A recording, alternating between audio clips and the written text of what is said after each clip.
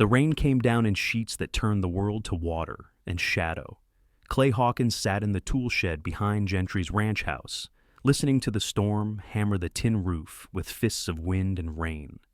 The shed smelled of motor oil and rust and the particular loneliness that comes from having nowhere else to go.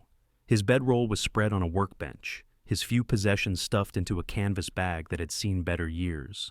A kerosene lamp flickered on an upturned crate, casting shadows that danced like ghosts across the wooden walls. He was 34 years old and looked older. The Badlands had a way of aging a man. The relentless wind, the brutal sun, the work that broke your back and paid barely enough to eat. Clay had been drifting for 6 years now, ever since the accident that had taken his wife and daughter. Ever since the world had become a place he no longer recognized, full of empty rooms and echoes of laughter that would never return. He worked temporary jobs, ranch, a hand, stable cleaner, fence mender, whatever someone would pay him to do. Never stayed long, never got close to anyone. Moving was easier than remembering. Gentry's ranch was his latest stop. 2 weeks of backbreaking labor for wages that barely covered food. The shed was free, which meant it was all Clay could afford. His boss, Mr. Gentry, was a hard man with cruel eyes and a voice like gravel. He ran his operation with an iron fist, cared more about profit than people, and made it clear that Clay was replaceable. Everyone was replaceable to men like Gentry. Clay looked at the small brown bottle on the crate beside his lamp. Antibiotics, expensive ones. The infection in his hand, where a rusty nail had punctured deep into the meat of his palm 3 days ago, was getting worse. Red streaks ran up his forearm. The wound throbbed with each heartbeat, hot and angry. He'd spent his entire last paycheck on the medicine. Hadn't eaten since yesterday morning, but the infection would kill him if left untreated, and dead men didn't need food anyway. Clay was opening the bottle when the banging started. Urgent, desperate, small fists pounding on the shed door hard enough to rattle the hinges. He stood, his infected hand instinctively moving toward the knife at his belt. Out here, late-night visitors were rarely good news. He approached the door, lamp in his good hand, and opened it carefully. A child stood in the rain. Clay thought he was just trying to survive the night, but that knock on the door was about to change his life forever. But real quick, before he asks the kid what's wrong, if you love gritty stories about redemption and finding hope in the darkest places, make sure to subscribe and ring the bell so you don't miss the rest of the story. Now, let's see who was standing in the storm. A girl, maybe 10 years old, Native American, soaking wet and shivering violently. Her long black hair was plastered to her face. Her clothes, jeans and a thin jacket, were completely drenched. Her eyes were wide with terror and something else. Determination. "Please," she said, her voice barely audible over the storm. "Please, you have to help. My pony, he's stuck. He's dying." Clay looked past her toward the main house, where lights glowed warm and dry. Mr. Gentry appeared on the porch, his bulk silhouetted against the doorway. "Clay." Gentry's voice cut through the rain. "Ignore her. It's probably just some wild stray from the reservation. Don't waste your time or my resources. Get back inside." Clay looked down at the girl. Water ran down her face. Rain mixed with tears she was trying desperately to hide. Her whole body trembled, whether from cold or fear he couldn't tell. "Where?" Clay asked. "The mud flats? By the creek bed? Please, he can't get out. He's been there since this afternoon. Please." Clay glanced at the bottle of antibiotics, at his infected hand, at the warm, dry shed that represented what little shelter he had. Then he grabbed his coat. "Show me." The girl's face transformed with relief, so profound it hurt to witness. "Clay!" Gentry bellowed from the porch. "You walk off this property tonight. You're fired. You hear me? Fired." Clay didn't respond, just followed the girl into the storm, pulling his coat tight against the rain that seemed determined to drown them both. Behind them, Gentry's voice faded into the thunder. The mud flats were a mile from the ranch, through scrub brush and across terrain that turned treacherous in the rain. The girl moved quickly despite her size, navigating the darkness with the confidence of someone who knew this land intimately. Clay followed, his boots sinking into mud with each step, his infected hand throbbing in time with his pulse. She didn't speak as they walked, just occasionally looked back to make sure he was still following, her eyes reflecting the distant lightning like mirrors. The creek bed appeared suddenly, a wide gully that ran dry most of the year, but now churned with rainwater and runoff. And there, in the center of what had become a muddy morass, was the horse. Except it wasn't a pony. It was a stallion, massive, powerful, buried chest-deep in thick, sucking mud that had trapped him like quicksand. The horse's eyes rolled white with terror. His nostrils flared as he struggled, each movement driving him deeper into the muck. Foam flecked his mouth. His coat, what Clay could see of it through the mud, was dark, possibly black or very dark bay. And across his flank, visible even in the dim light, was a scar. Not natural, too precise. A jagged lightning bolt shape that looked almost branded into the animal's hide. "How long has he been here?" Clay shouted over the rain. "Since this afternoon? I tried. I couldn't." The girl's voice broke. "He's my grandfather's. He's important. Please." Clay approached the edge of the mud carefully. The stallion saw him and renewed his struggles, thrashing with desperate strength that only buried him deeper. The mud here wasn't just dirt and water. It was a geological trap, a slurry of clay and silt known in the badlands as gumbo. When wet, it possessed a suction force that could pull a boot off a foot or snap a cannon bone if a horse fought it the wrong way. The stallion was trapped in a depression where the runoff had pooled, turning the earth into a heavy, suffocating paste. Clay analyzed the situation with the detached precision of a man who had spent a lifetime fixing broken things. The horse was sunk past the fetlocks, past the knees, deep into the barrel of his chest. The physics of the situation were lethal. Every time the horse exhaled, the mud compressed tighter around his rib cage. Every time he inhaled, he had to fight the weight of the earth to expand his lungs. It was a slow crushing. "He's panicking," Clay muttered, half to himself, half to the girl. "His heart rate is through the roof. If he keeps thrashing, he's going to blow a valve or break a leg before we even touch him." Clay stepped. Closer, the mud instantly grabbing his ankle with a wet, slurping sound. He hissed as the movement jarred his infected hand, sending a spike of white-hot agony up to his shoulder. He grit his teeth, forcing the pain into a box in the back of his mind. He needed his hands steady. The stallion threw his head back, the whites of his eyes flashing in the lightning. He let out a sound that wasn't quite a whinny. It was a scream of pure, primal fear. "Stop it!" Clay roared, his voice cutting through the wind. It wasn't a shout of anger, but of command, of assertion of dominance and presence. The stallion froze, nostrils flaring red, locking eyes with Clay. "That's it!" Clay lowered his voice to a gravelly hum. "You fight the mud wins. You listen to me, maybe we both walk away." He turned to the girl. She was shivering so hard her teeth clicked, but her eyes were laser-focused on him. "What's your name, kid?" "Kaya," she chattered. "Okay, Kaya. I need you to be brave. I need you to stand right. There on the bank. Do not come in. If I get stuck, you're my lifeline, you understand? If I go down and don't come up, you run to the road and you flag down a truck. You don't come in after me." She nodded, terrifyingly solemn for a 10-year-old. Clay turned back to the mire. He needed to break the suction. He couldn't just pull the horse out. He had to equalize the pressure. He unbuckled his belt, sliding the heavy leather out of the loops. He wrapped it around his left wrist, the good one, creating a makeshift strap he could use to haul or secure himself if things went south. He waded in. The cold was shocking. It punched the air out of his lungs. The mud was a living thing, heavy and greedy. By the time he reached the horse's flank, Clay was waist deep.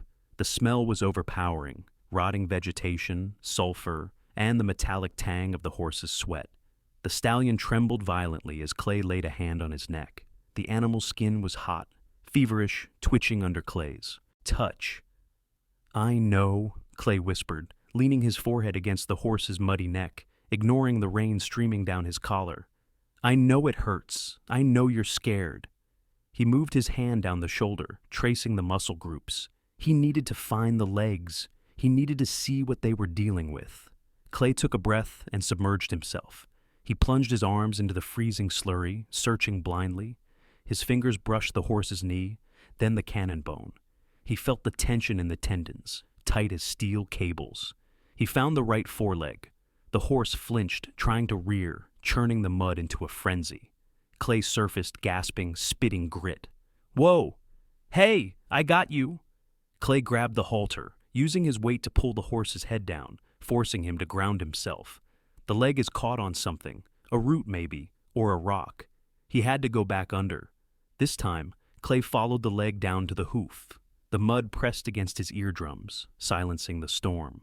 In the dark, tactile world, he felt the problem. The stallion's hoof was wedged into the fork of a submerged, petrified log. The horse had stepped into the trap, panicked, and the mud had sealed him in. Clay surfaced again, wiping slime from his eyes.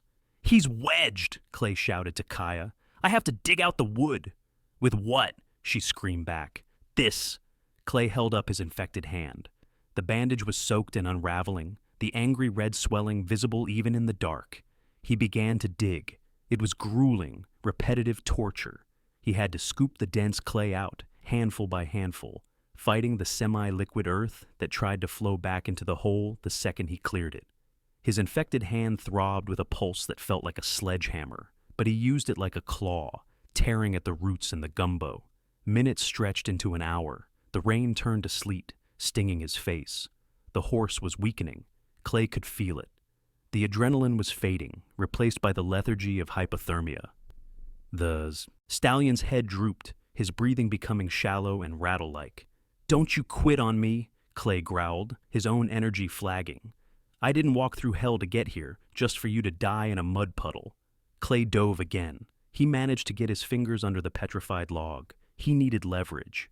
He braced his boots against the horse's cannon bone, a dangerous move that could shatter his own legs if the horse kicked, and pulled on the log with every ounce of strength remaining in his starving, feverish body. He screamed underwater, a sound swallowed by the mud. Crack. The waterlogged wood shifted. Clay surfaced, gasping for air that felt like broken glass in his lungs. "Okay," he wheezed.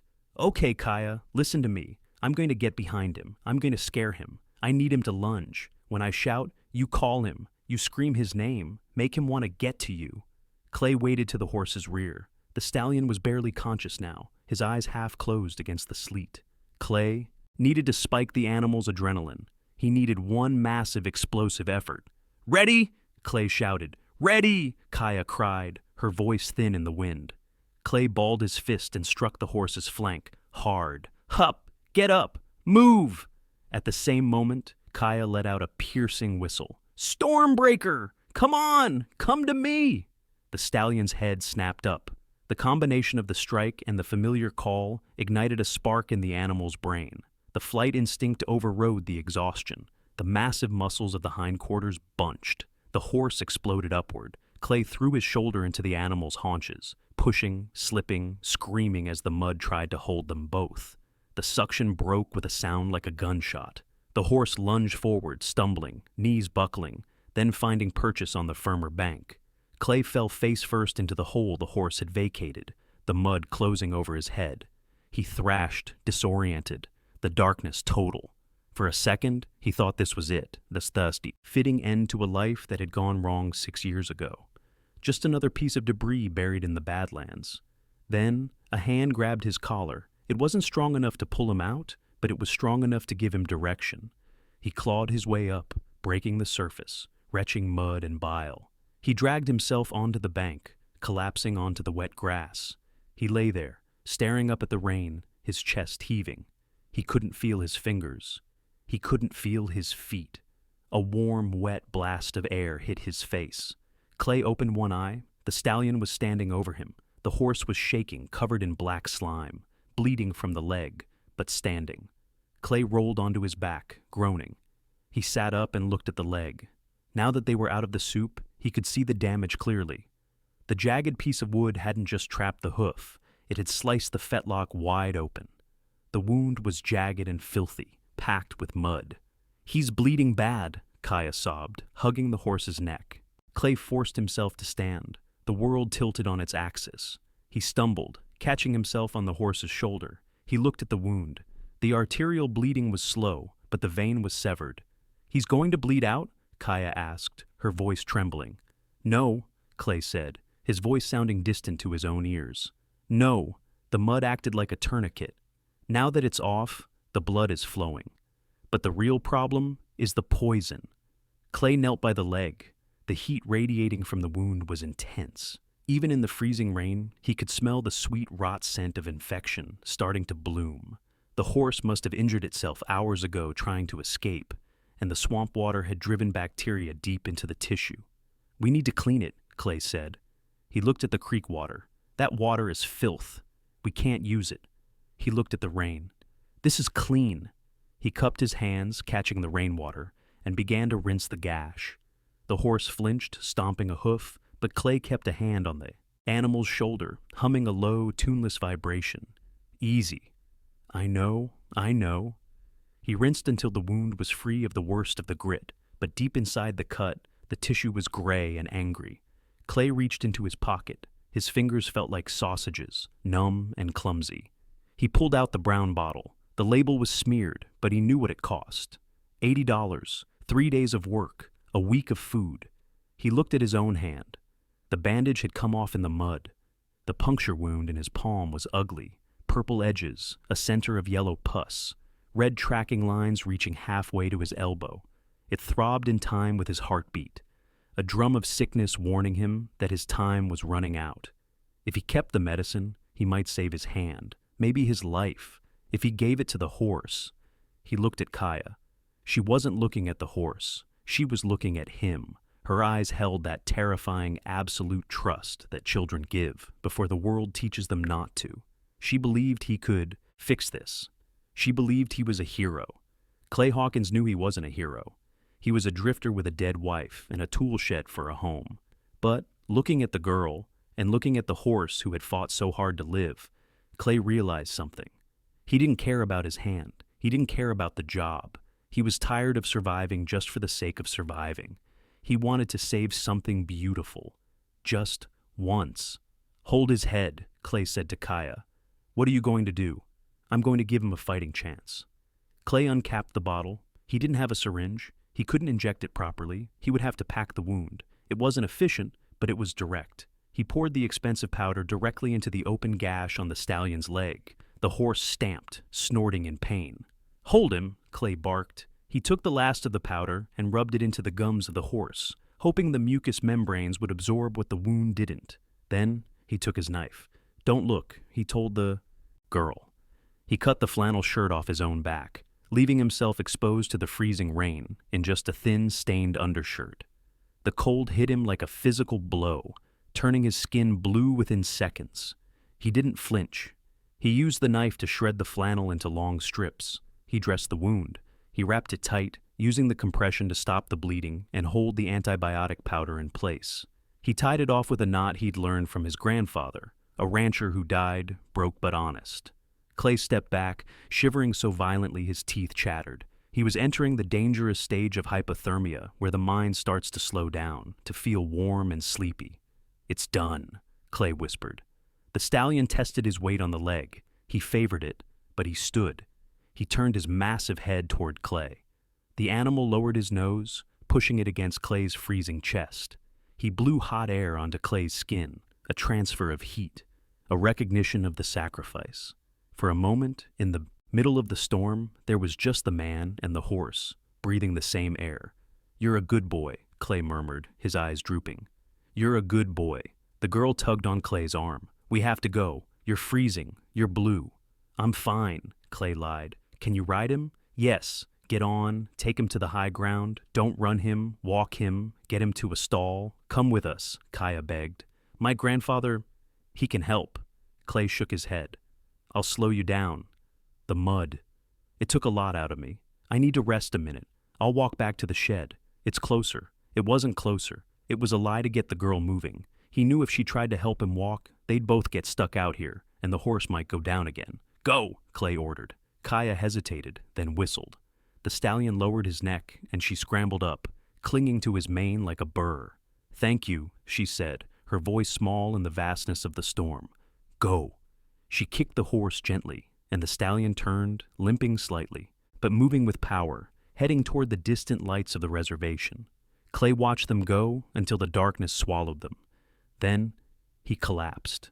He lay in the mud for a long time, letting the rain wash the filth from his face. He thought about his wife, Maria. He thought about their daughter, Sarah. He wondered if they were watching. He wondered if he'd finally balance the ledger, even a little bit. Get up, Clay. The voice in his head sounded like Maria. Get up. You don't get to die in the mud. Not tonight. Clay rolled onto his stomach. He clawed his fingers into the grass. He dragged himself forward, inch by inch, foot by foot. He forced his body to move, fueled by nothing but spite and the memory of the horse's eyes. He stood up. He fell. He stood up again. He began the long, agonizing stagger back to Gentry's ranch, leaving a trail of blood from his hand and footprints that wove like a drunkard's path across the badlands. Easy, Clay called, though his voice barely. Carried. Easy, boy. He stripped off his coat, tossed it to the girl, stepped into the mud. It was worse than he had anticipated, cold, thick as cement. It grabbed his boots and pulled, tried to hold him fast. He pushed forward, each step a battle against suction that fought to claim him too. The stallion panicked as Clay got closer, reared as much as the mud allowed, teeth bared, ready to fight or flee. Clay stopped, stood perfectly still despite the rain and the cold and the mud trying to swallow him. I'm not here to hurt you, he said quietly, just to help. Maybe the horse heard something in his voice. Maybe exhaustion had finally broken its will to fight. Either way, the stallion stilled, watching Clay with eyes that held intelligence and terror in equal measure.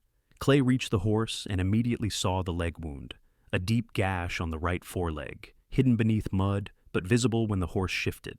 The flesh was swollen, hot to the touch even through the cold. Infected. Badly. Damn. He needed to do two things. Get the horse out of the mud and treat that infection before it killed the animal. The first would take hours. The second required medicine Clay had been saving for himself. He made his decision without really thinking about it. Clay began to dig, not with tools, he had none, but with his bare hands, scooping mud away from the horse's chest, his legs, creating space for the animal to move. The mud was heavy and cold. It packed under his fingernails, coated his arms up to the elbows, infiltrated his clothes until he was as much mud as man. His infected hand screamed with every movement, the open wound filled with filth. Pain shot up his arm in waves that made his vision blur. But he kept digging. The girl watched from the bank, a small silhouette against the storm. She didn't speak, didn't cry anymore, just bore witness. An hour passed. 2. The rain never let up. Clay's hands were raw and bleeding. His whole body trembled with cold and exhaustion. But slowly, impossibly, the horse began to emerge from the mud's grip. At the 3-hour mark, Clay had cleared enough space that the stallion could move. The horse seemed to sense freedom close, gathered its legs beneath itself, surged upward with a strength that seemed impossible after hours of entrapment. The stallion broke free with a sucking sound, like the earth giving up its dead, staggered to solid ground on shaking legs, stood there heaving, sides working like bellows, mud-coated and exhausted, but alive. Clay dragged himself out of the muck, his own legs barely supporting his weight. He collapsed on the bank beside his coat, reaching for the pocket where he'd stashed the antibiotics. The bottle was still there, intact. He'd protected it through everything. He looked at his infected hand, at the red streaks running up his arm, at the expensive medicine that represented his only chance of avoiding serious illness, or worse. Then he looked at the horse's infected leg. The wound was deep. Without treatment, the animal would be dead within days. Sepsis. Organ failure. A slow, painful death. Clay opened the bottle. "What are you doing?" the girl asked, moving closer. "What needs doing?" He approached the stallion slowly. The horse watched him, but didn't flee. Some understanding seemed to have passed between them in the mud. A recognition of shared suffering, shared survival. Clay injected the antibiotics into the horse's shoulder. The whole dose, everything he'd bought, then used his knife to cut strips from his flannel shirt, wrapped the stallion's infected leg with careful precision, binding the wound as tightly as he dared. The horse stood through all of it. Never flinched, just watched Clay with those intelligent eyes. When the work was done, Clay stepped back. The stallion lowered its massive head, sniffed Clay's chest, his hands, a gesture that felt almost like gratitude. The girl approached. She was crying again, but differently now. She placed 2 fingers in her mouth and whistled, a sharp, clear sound that cut through the rain. The stallion's ears swiveled toward her. He walked to her side, his movements already stronger, more certain. She placed her small hand on his shoulder, and the enormous horse bent his head down, pressed his muzzle against her chest, with a gentleness that seemed impossible in an animal so powerful. She mounted without saddle or bridle, just gripped his mane and swung up onto his back with practiced ease. "Thank you," she whispered to Clay. "You saved Stormbreaker. You saved everything." Before Clay could ask what that meant, the girl turned the stallion and rode into the darkness. The sound of hoofbeats faded quickly, swallowed by the storm. Clay stood alone in the rain, covered in mud, his infected hand now certainly contaminated beyond saving, his medicine gone. He had nothing, less than nothing. The walk back to the ranch took an hour. Every step was agony. His hand had swollen to twice its normal size. Fever was setting in, making the world shimmer and tilt. When he reached the tool shed, Gentry was waiting on the porch, arms crossed, face twisted with anger. "You're done," Gentry said. "Wasted 4 hours of potential work, disobeyed a direct order, probably caught pneumonia doing something stupid for some reservation kid's stray horse." He pointed toward the road. "Get your stuff and get out. You're fired." Clay didn't argue, didn't have the energy. He gathered his canvas bag, his bedroll, everything he owned in the world, walked past Gentry without a word. Behind him, the ranch owner muttered something about drifters being more trouble than they were worth. Clay walked down the long driveway toward the highway, his fever climbing, his hand a ball of fire, his future a blank horizon. The rain finally stopped just before dawn. Morning came with pale light that turned the badlands gold. Clay stood at the side of Highway 87 with his thumb out, trying to catch a ride to the next town. He needed a hospital, needed antibiotics, needed help before the infection spread beyond saving. But he had no money, no insurance, no way to pay for treatment even if he found it. Cars passed without slowing, trucks blew by with barely a glance. In the Badlands, hitchhikers were common enough that most people had learned to ignore them. Clay's vision was starting to blur. The fever made everything shimmer like heat mirages. His legs felt loose, unreliable. He sat down on his canvas bag, just for a moment, just to rest. That's when he felt it. A vibration in the ground, rhythmic, growing stronger. He looked up. Vehicles were coming from the north, not one or two, but many. Pickup trucks and horse trailers in a long convoy that stretched back along the highway like a parade. They weren't speeding, weren't in any hurry, just moving with deliberate purpose toward where Clay sat. The lead truck slowed as it approached, then the next, then all of them. 20 vehicles pulling to the side of the road, surrounding Clay in a semicircle of metal and glass. Doors opened, people emerged, Native American men and women, some in traditional dress, others in work clothes, all of them moving with quiet dignity, their faces serious, their eyes finding Clay where he sat. From the lead truck stepped an older man, 70 maybe, weathered as old wood, his face carved with lines that spoke of laughter and sorrow in equal measure. He wore a vest decorated with intricate beadwork, his long gray hair braided and adorned with eagle feathers. He walked to Clay and stood looking down with eyes that seemed to see everything. "You are Clay Hawkins." It wasn't a question. Clay nodded, too feverish and confused to form words. "My granddaughter told me what you did, how you saved Stormbreaker, how you gave your own medicine to heal him, even though you needed it yourself." Understanding began to filter through Clay's fever. The girl, the stallion, this man was her grandfather. "Stand up, please." Clay tried. His legs wouldn't cooperate. 2 younger men stepped forward immediately, helped him to his feet with gentle hands.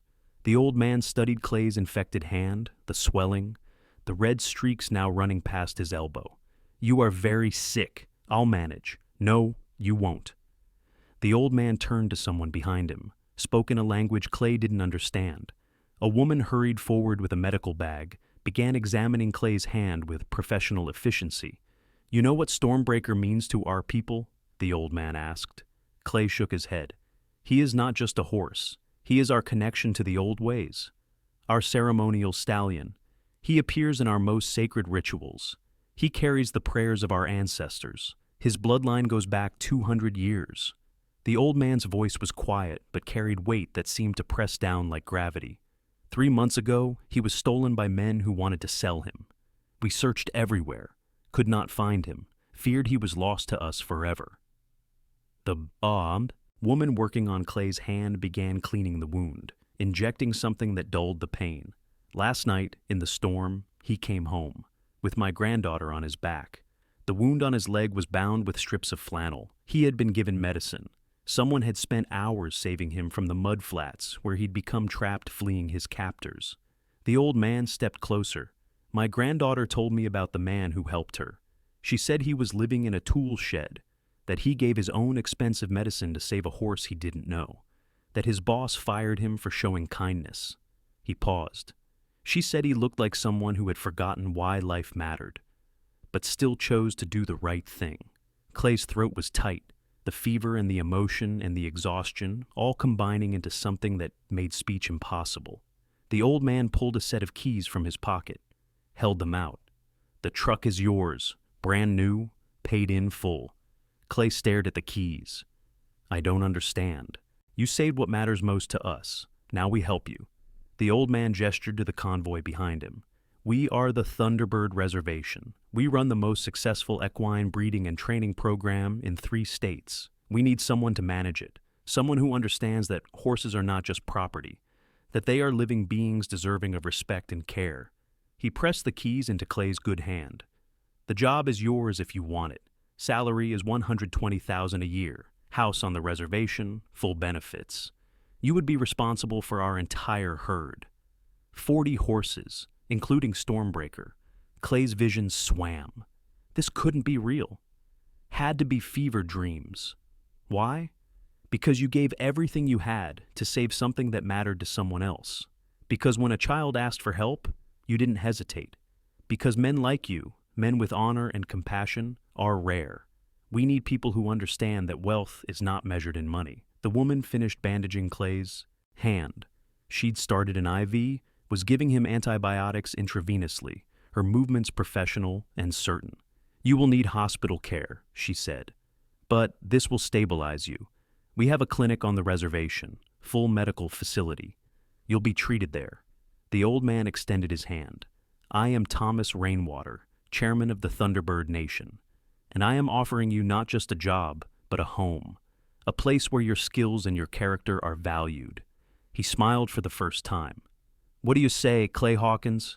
Clay looked at the keys in his palm, at the truck they belonged to, a beautiful new vehicle that probably cost more than he'd earned in 5 years, at the convoy of people who'd driven out to find him, at Thomas Rainwater's weathered face, which held no pity, only respect. He thought about the tool shed, about Gentry's cruelty, about 6 years of drifting through a world that had stopped making sense after he'd lost everything. And he thought about a little girl in the rain asking for help, about a horse trapped in mud, about the choice to give medicine to save a life instead of keeping it to save his own. "Yes," Clay said. "Yes." Thomas gripped his hand, his good hand, with firm strength. "Then welcome home, brother."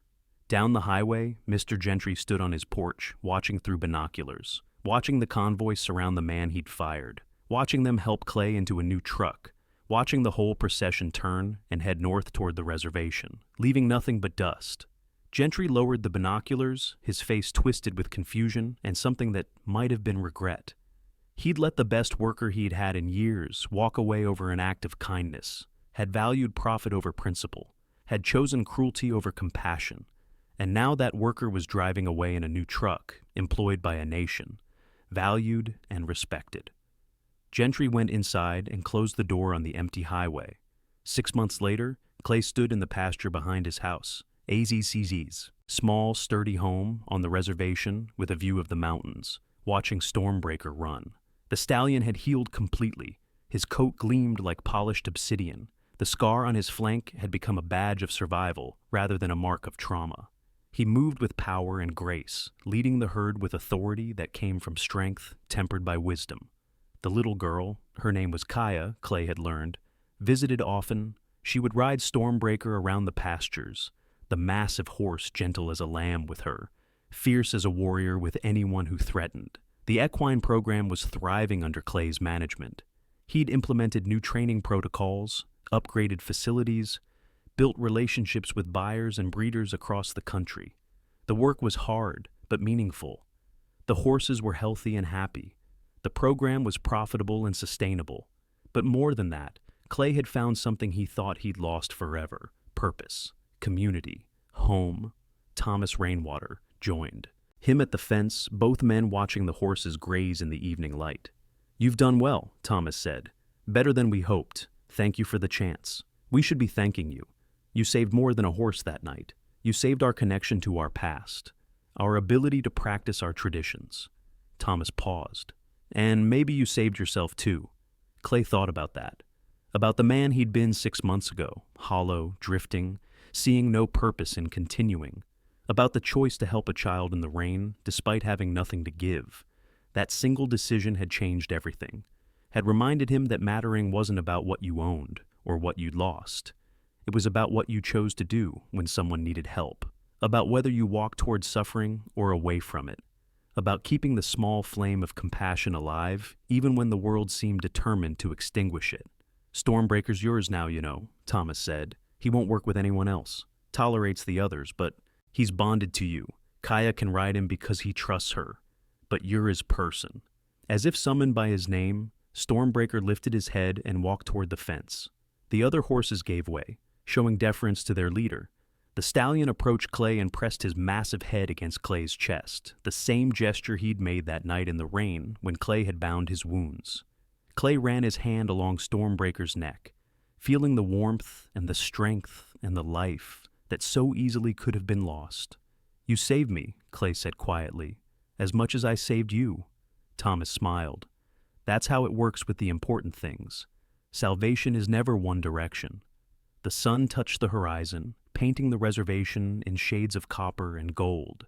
Somewhere in the distance, Kaya's laughter rang out as she played with other children. Horses grazed peacefully.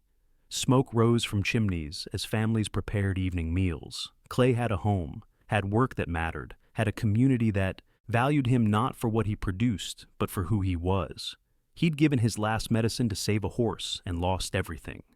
And gained a world. Stormbreaker nickered softly, his breath warm against Clay's skin.